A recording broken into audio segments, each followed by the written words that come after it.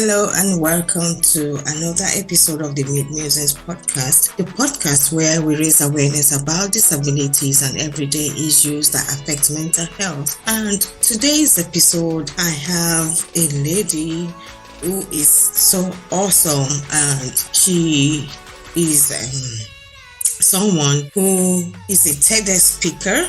She is an author and a multi-award international thought leader, and she has died twice. So you heard that right. She has died twice. I've been in coma twice, but she has died twice. So we are a good match. So welcome my guest, and her name is Lisa Cox. Good morning, Todd. It's great to meet you. Great to meet you. Thank you for the introduction. I know, that's so amazing. I know, I was like, I've just got to speak with this lady when I saw, God, wow, she's died twice. I've been in coma twice, so we the perfect match. Yeah. So I'm just going to leave her to tell us this story, and we'll unravel everything around the story and about what she does now and how she's been coping with everything so far. And so I know it's awesome to have you on the Mid Musing podcast, Lisa. So we just want to get to meet this person who is Lisa Cox, and we want to understand how you got to die twice and everything in between that and up to now. So tell us a bit about yourself. Yeah, sure. So the dying twice bit happened nearly 20 years ago. I was a fit and healthy 24-year-old doing the usual thing, climbing corporate ladder at work, and had a pretty successful career in advertising as a copywriter. I'd been to uni, done a lot of the usual things. And I was at the airport one morning, and apparently, and I say apparently because I have amnesia, I don't remember any of this, I collapsed. I was slowing my words, they collapsed. They took me to hospital, discovered that I had a brain bleed, a brain hemorrhage or a stroke, basically. And so after that, I coma for 3 weeks, on life support for 2 months, but in hospital for over a year. So during that initial 2 months, 3 weeks in the coma, every cell in my body died, every organ shut down. I was kept alive entirely by machines for 2 months. When I came off the life support, I was transferred to another hospital, and then all sorts of different hospitals, depending on what week it was, what they wanted to either chop off or whatever. They took me to different hospitals. So I had my left leg, all of my right toes, and 9 of my fingertips amputated. If there's any vision here, your listeners can see I've got 9 fingertips amputated. Still have my thumb. Heart surgery twice, a total hip replacement. So I'm covered in physical scars and missing pieces and things like that. But there's a ton of invisible disabilities on my brain, things like epilepsy, anxiety, chronic pain, chronic fatigue, and a bunch of other things. So it's been nearly 20 years now that I've been learning to live my new normal. Everyone heard about, the new normal coming out of COVID, but I've been on that journey for a little bit longer. Oh, wow. I mean, you've talked about so many things, and I don't even know how you are still really active in spite of everything that you've gone through.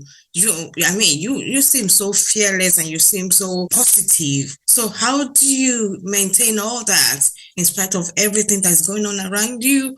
How does these things affect you? Yeah, so going back all those years, to be honest, I'm not entirely sure how I did it. Sometimes I think it's my ADHD brain that was like, I love the structure and routine of hospital life, so that's how I got through that. But at the same time, I don't want to say it was sunshine and roses and it was wonderful the entire time, because there were plenty of days where I was really, really sad. I know one day they told me my leg was going to be amputated, cried and cried, woke up the next morning, completely forgotten, because my brain was still healing and had no memory of that. So I finally decided, right, we'll wait some time till we tell her.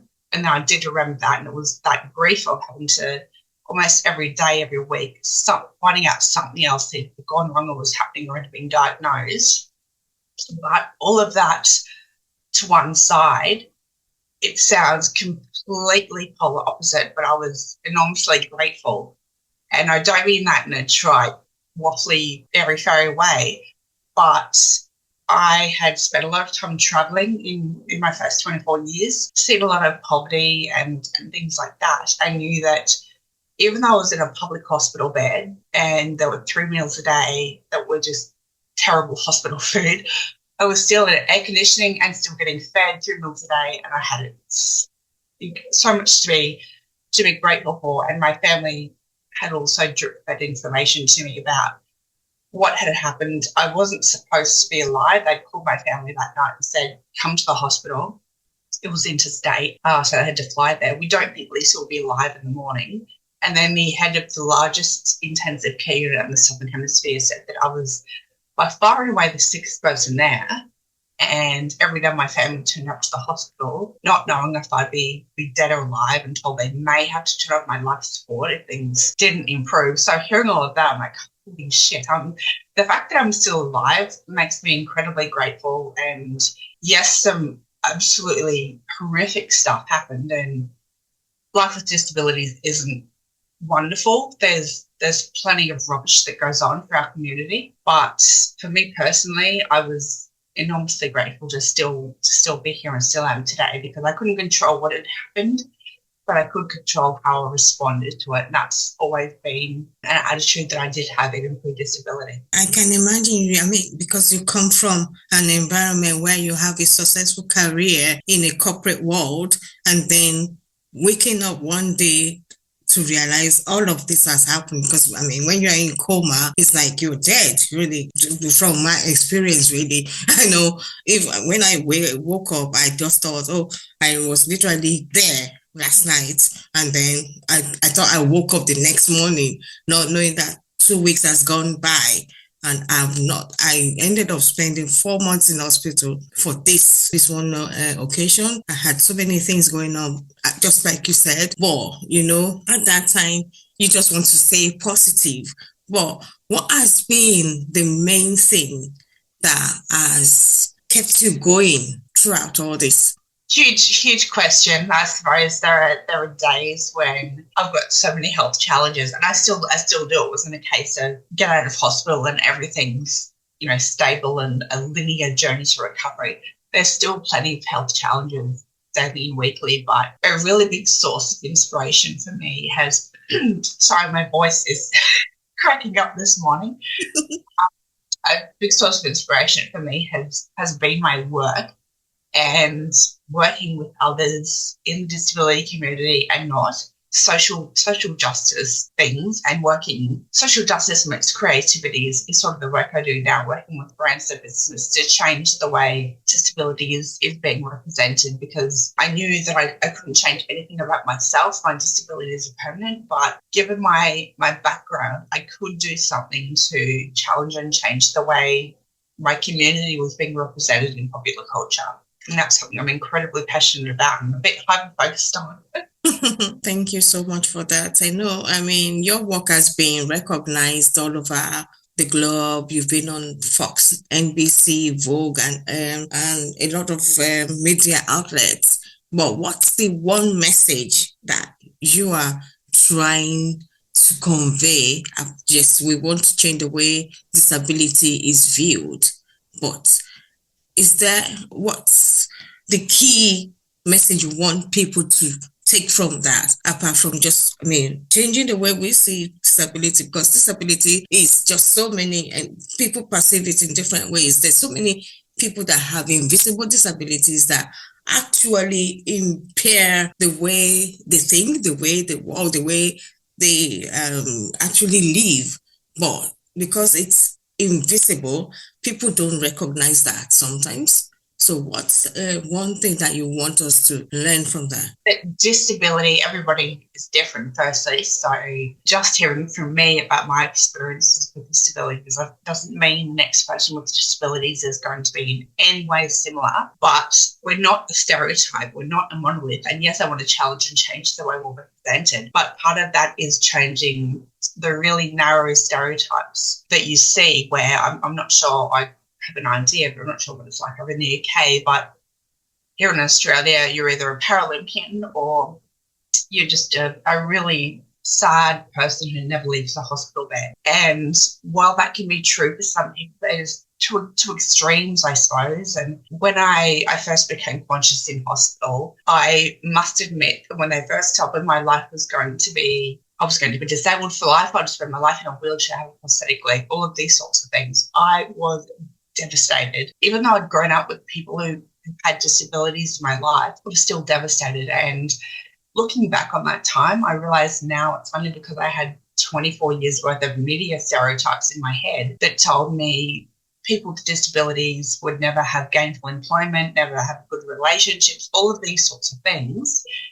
And being able to change that narrative is really, really important to me, because I don't want anyone who acquires a disability, or parents who are told their child is going to be born with a disability, I don't want anyone to ever feel like I did all those years ago. Oh, yes. So that's so amazing, As someone who has a disability, I understand what you're saying, but some people might not understand what you are saying. But it is one thing to be disabled, but another thing is to be stereotyped, to be put in a box, so to say, okay, this person does not belong here. I mean, sometimes you need access, sometimes things like maybe just adjustment to maybe the working environment could make life easier for you. For someone that is disabled, not just you specifically, but you mean if you're in a wheelchair, you need wheelchair access. I mean, I had somebody who is disabled, but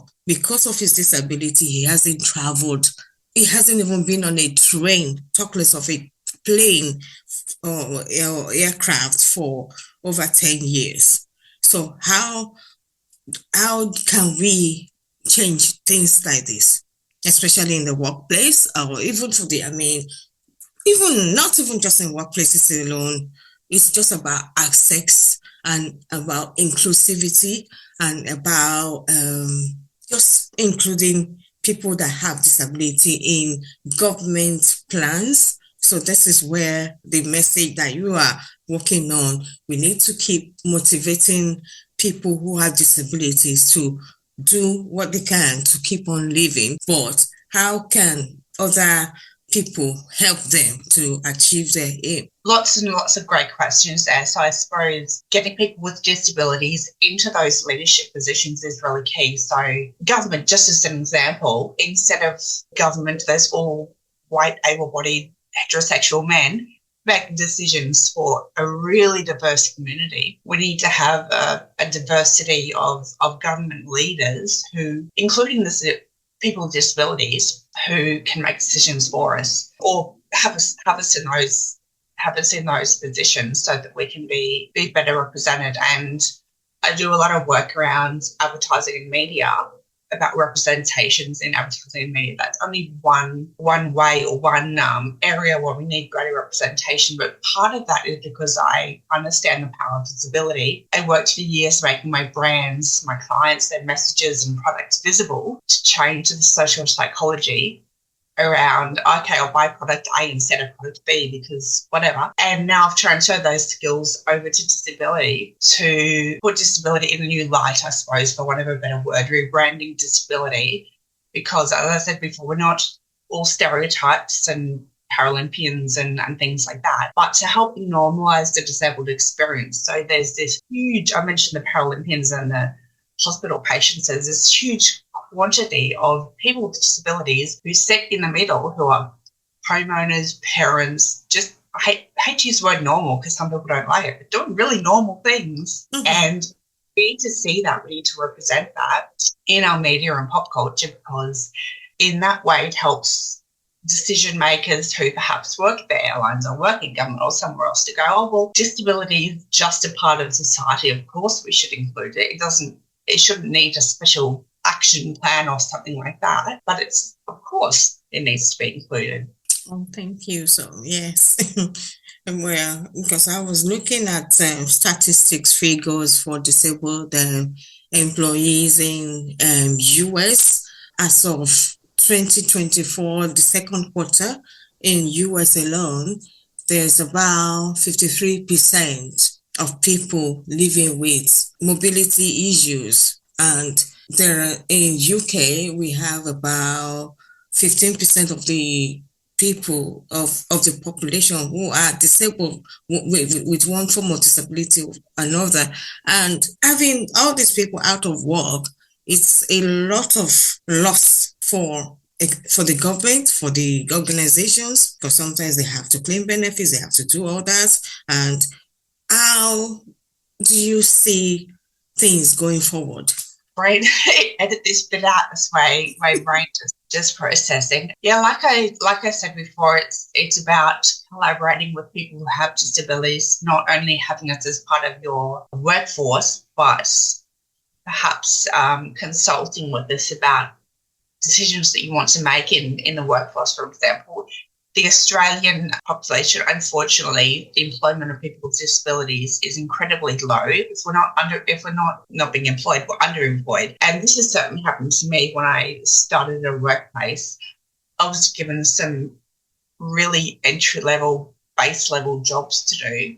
And while that's perfect for some people, I don't want to dismiss how great that work is. For so many people with disabilities, like, well, we're actually really qualified, and sometimes more so than our able-bodied colleagues. Why are we given these terrible entry-level jobs? But again, it's changing that perception of disability, and there's more and more research coming out in some sectors to show that neurodivergent people, for example, can actually be better at jobs. And when I say better, that means better returns for investments, for business owners and things like that, better than their non-neurodivergent or neurotypical colleagues. So it's getting that education out there to employers that people with disabilities or people who are neurodivergent aren't this stereotype that you once assumed.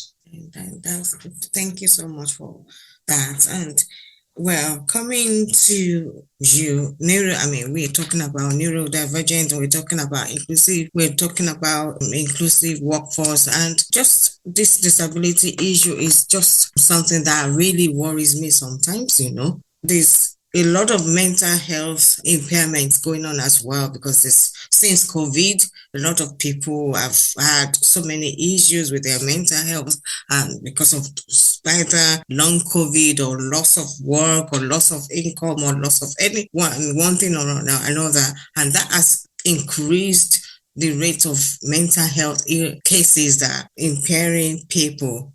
Going forward, I just want to say that, it's great what you're doing and the work that you're doing with the organizations at the moment, and you're passing out a message that, yes, we need to include people who have disabilities. We need to make adjustments. It might just be one thing, or just a little adjustment, or no, just making things happen for them, not just excluding them or just having them as stereotypes that, okay, writing them off completely. That's not the way forward. The way forward is to have an inclusive world where everybody is recognized as having skills, and their skills, either they are disabled in one way or another, is recognized and they're actually valued. So that's my contribution. And then I also wanted to talk about your mental health and how your disabilities have impacted on you so far. Were you in a relationship? Are you single? Are you married? And did all these issues that you had, did they impact on your relationship? How did it impact on your relationship? So I'm now married, but I wasn't when I first acquired all of my disabilities. I met my husband about 14 years ago. We've been married for just over 11 years. That's brilliant. The whole get married, have kids, that never appealed to me. But I still, when I met my husband, I'm like, he's an amazing person. This is someone who I want to do life with. So it was several years after I'd left hospital and things like that. And of course, I had all the stereotypes in my head, as I said before. I'll never meet a man, I'll never, all those things. But dating with a disability, and not just invisible disabilities, I have those as well, but obvious disabilities, like I'm in a wheelchair. That was an experience, to say the least. Yeah, it was definitely an experience, but don't regret that for a minute. We have a little puppy who's sitting right next to me right now. So we decided not to have children as well. So we've certainly not done things the traditional way. Yeah. Oh, that's brilliant. I'm so happy for you. I mean, I love great stories that this is such a motivation for other people just to say, okay, disability does not mean that you will never ever be in a relationship again. It's not to say, and it's just a message to men as well, that beauty is in the eyes of the beholder. You see, you don't have to look at, okay, I'm in a wheelchair. Does not mean that I'm not capable of doing other things. People who are in wheelchairs are humans. They've got a heart. As long as you have a beautiful mind and you have good intentions and you have not just somebody who wants to, I mean, there's this issue of catfishing all over the world now.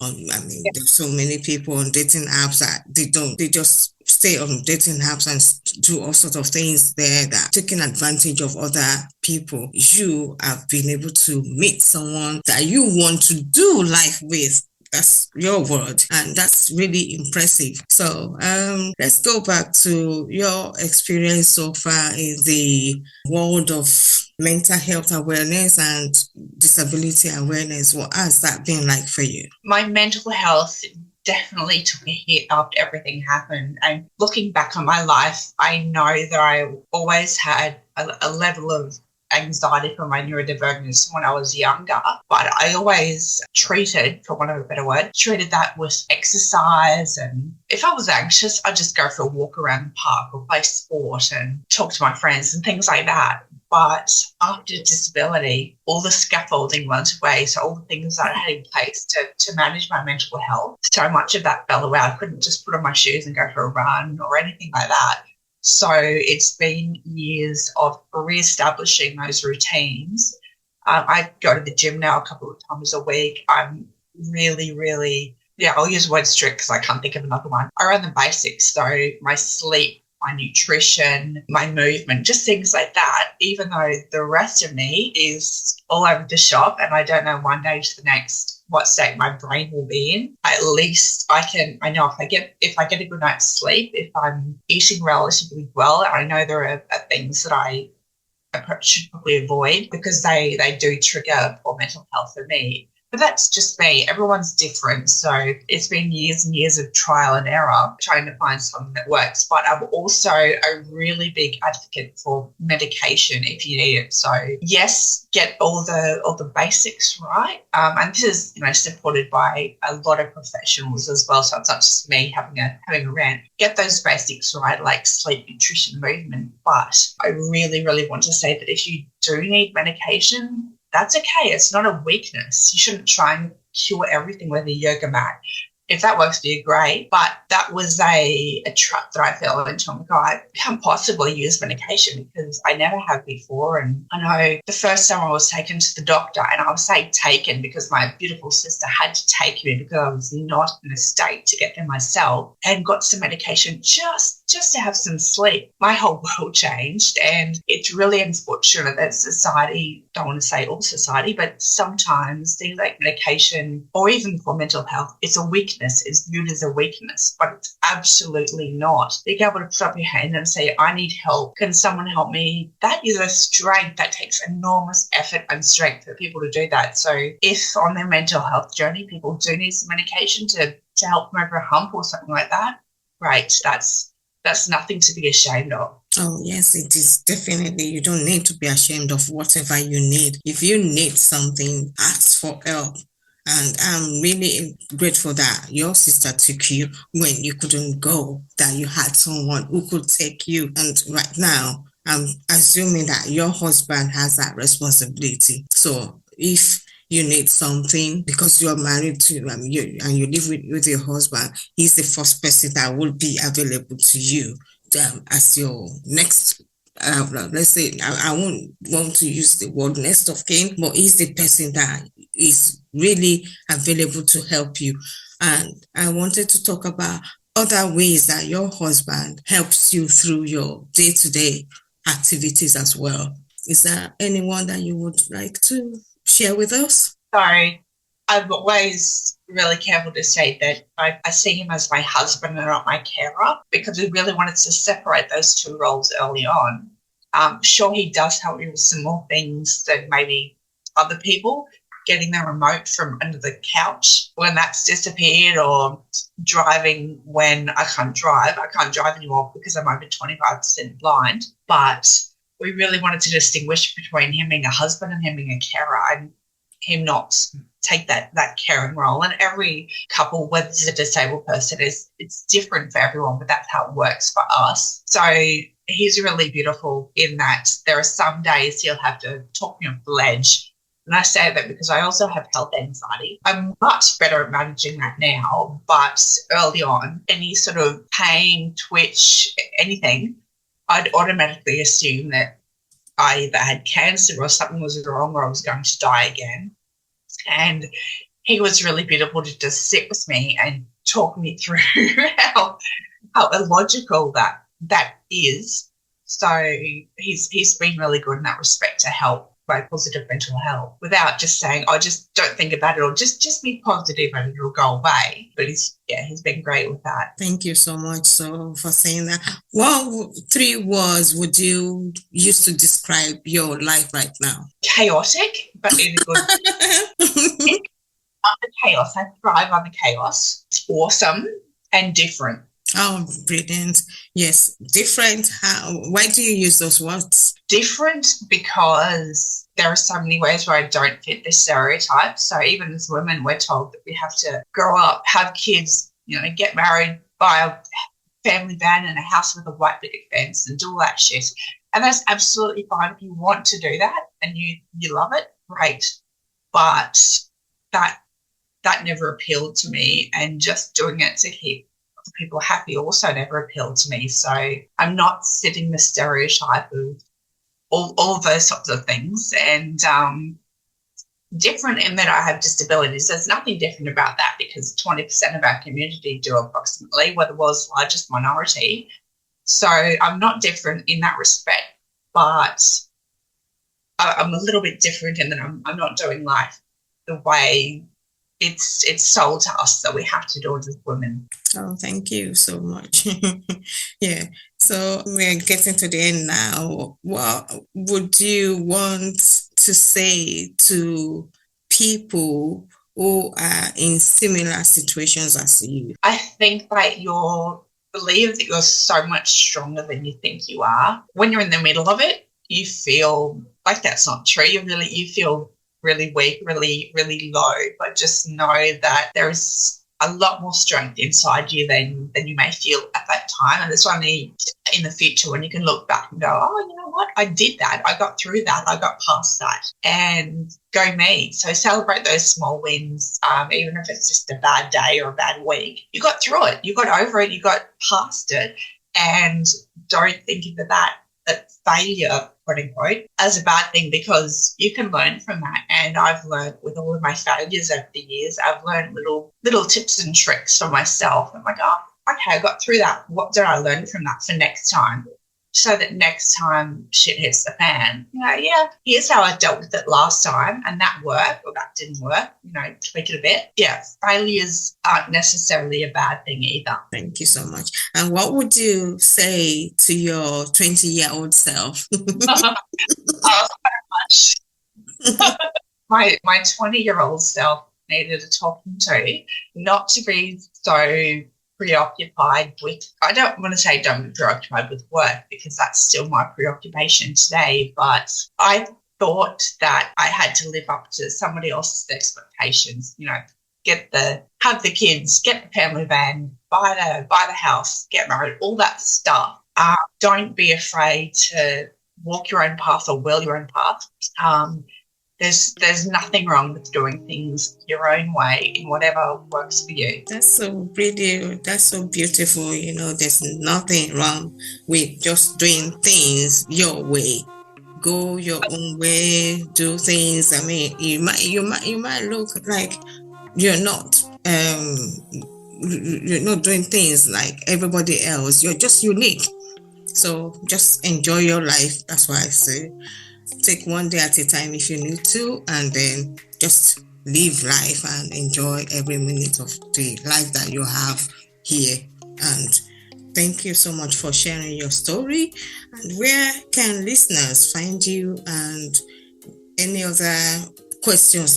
Is there any question that you wish I would have asked you, and what would have been your answer? No questions that I can think of at the moment, but the way my brain works, I'll leave this and I'll think of something at 2:00 tomorrow morning. I'll stay know with the feedback in the email next week.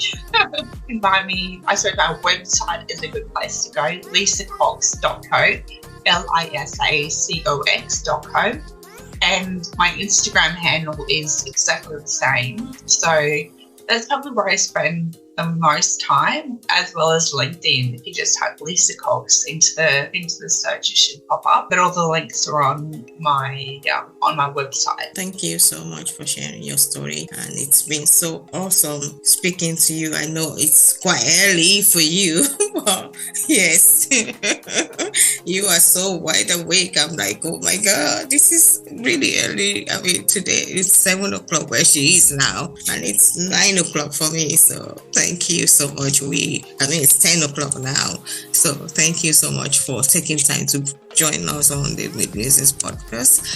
This podcast will be broadcast on all podcast platforms. Please subscribe and share with your friends and family. We just want to keep raising awareness about disabilities and how people are winning in spite of the disabilities. She's lived fearlessly. She's married. She's, in spite of the disabilities, she's met an awesome man who she's doing life with and is treating her right. So, well, you don't have to give up life because you have a disability.